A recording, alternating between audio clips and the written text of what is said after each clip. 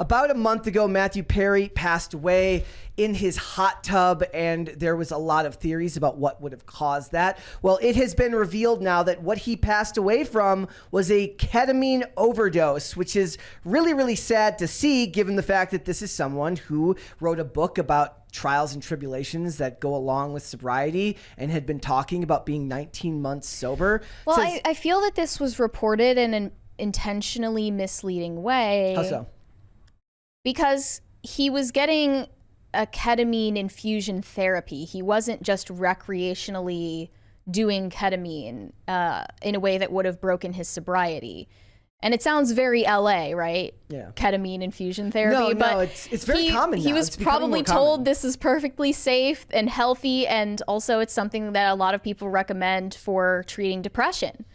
So he probably had no idea that that could affect his health, right? And it's not an overdose. It's acute effects of ketamine. They didn't really say it was an overdose. Yeah. It was just the way it affected his heart. Yeah.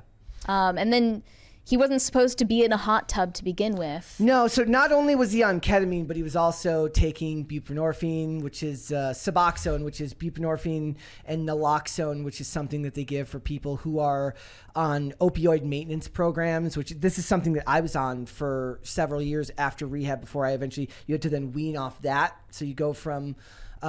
when you get off opiates, you go to rehab, they'll put you on a program like that, especially if you have a really, really hard time staying sober after you try to get clean.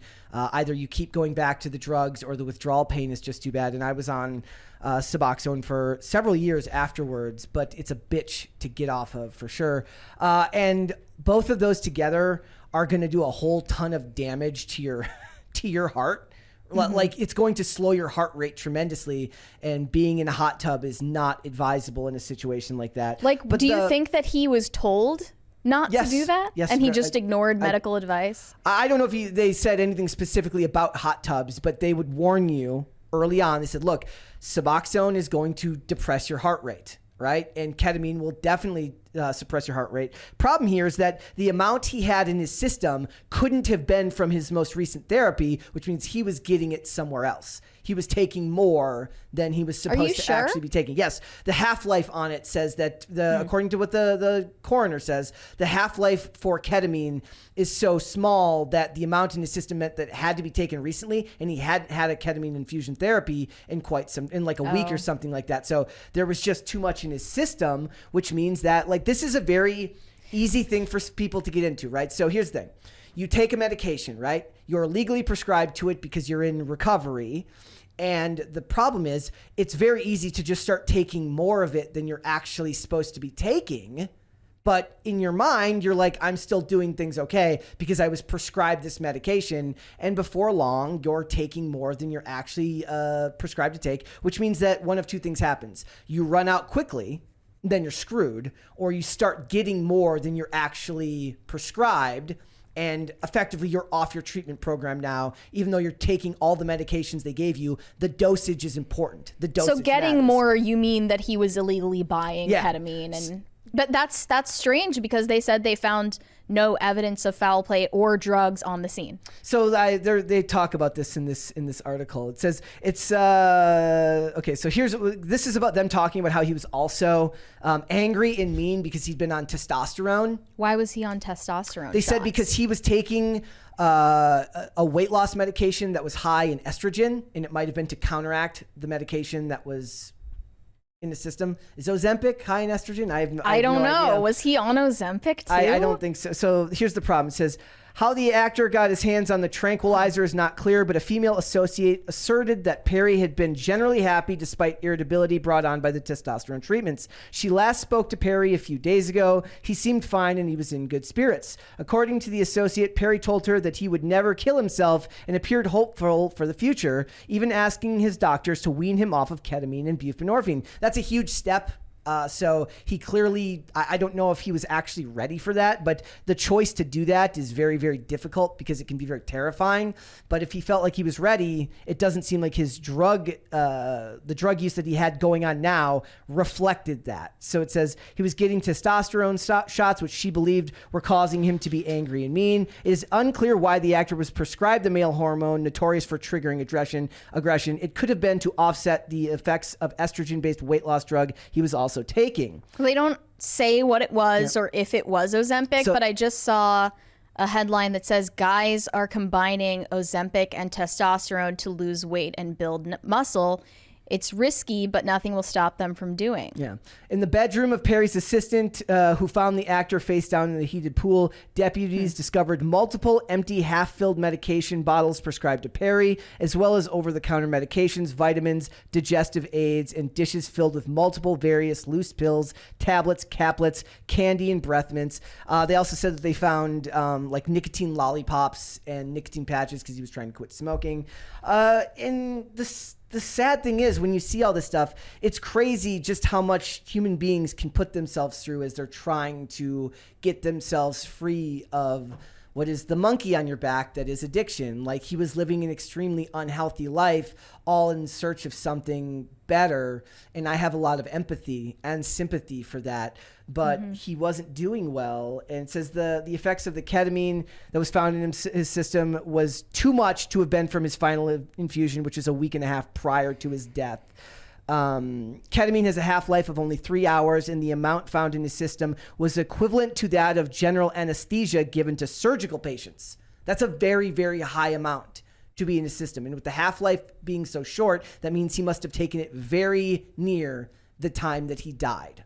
Yeah. And this guy, he went on the tours, right? And he's talking about getting clean and the process of it. And he's right. The entire process of doing all that stuff is unbelievably difficult, but it's a never-ending struggle. You're always sort of going to have to live with it. You're never going to 110% have that monkey off your back. You always have to worry about the next day. You always have to be focused on getting to sobriety. And I have particular sympathy and empathy for this one here because I was in that period. I was in this at a period of time, which is where I had gotten off the opiates, the heavy opiates, right? I was off the Dilaudid and the Oxycontin and stuff like that. But then they put you on these medications, which they call maintenance regimens, which means ostensibly you're taking a medication that has a lot of similar properties. It's still going to depress your heart rate. It's still going to work that way.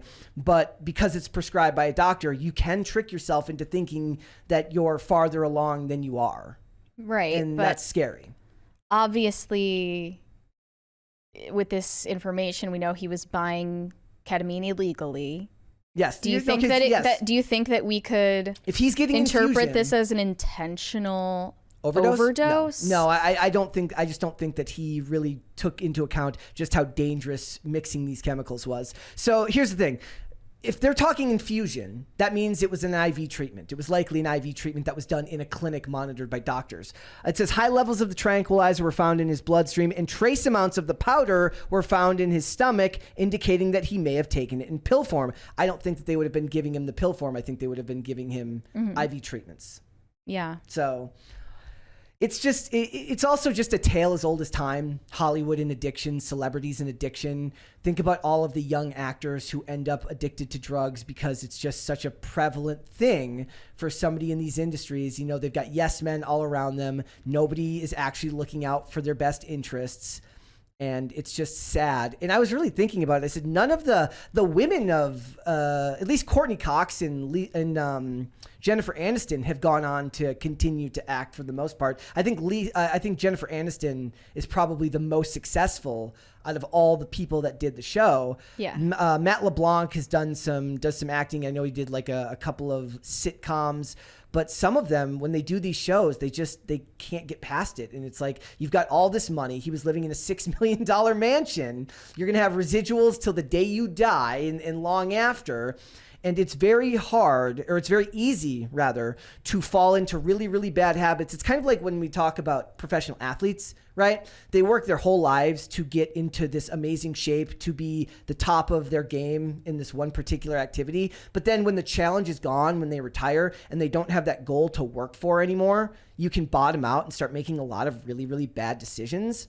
It's like you don't know what to do after that. And I feel like that might be true in a lot of situations like this where, you know, he worked all those years. He was with people that cared about him every day. Now suddenly you're cut off from everyone. And when you're cut off and alone and you have a propensity for addictive behavior, that's a bad combination to find yourself in. So it's sad, but it's also, to me, it's a story as old as time when it comes to Hollywood. So I don't know if there's anything more to say on this. I don't know if more is going to come out other than to say that it is probably one of the biggest tragedies that happened in all of 2023. Thanks for watching. Listen to full episodes of Pop Culture Crisis on Spotify. Keep up with us on social media and make sure you subscribe and ring that bell so you never miss the show. Bye, guys.